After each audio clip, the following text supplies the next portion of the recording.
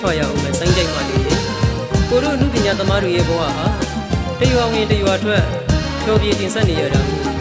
စိုင်းသမားမှလည်းအသေးနဲ့ပါလို့ပြောရင်တတိတွေရရင်တော့ဖုံးဆက်ပါစိုင်းကြိုက်မှနေတယ်